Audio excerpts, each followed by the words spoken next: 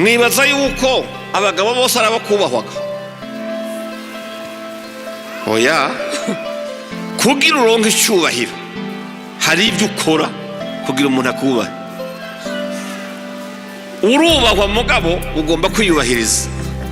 nimba uri umugabo utazi ibikenewe mu rugo, ukabura umugabo nyene umeze kwa kundi babandi bameze batubaho, ntukagende uvuga ngo umugore arangaya. oya, raba neza igituma kugaya ko kitava kuri wewe, kuko ijambo ry'Imana riragaruka rikabwira umugore ngo umugabo ngo nawe mugabo kunda umugore wawe. kandi hariho rivuga ngo ntumukunde bisanzwe, umukunde nk'uko Yesu yakunze ishengero akaryigura ngo kugira ngo azorishikirize Imana ritagira agasembwa n'amarabaga.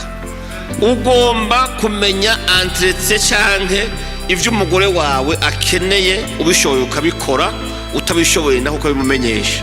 bona zivu kubera hariho abagabo bibaza abagore ko ari ibikoresho bazanye mu nzu.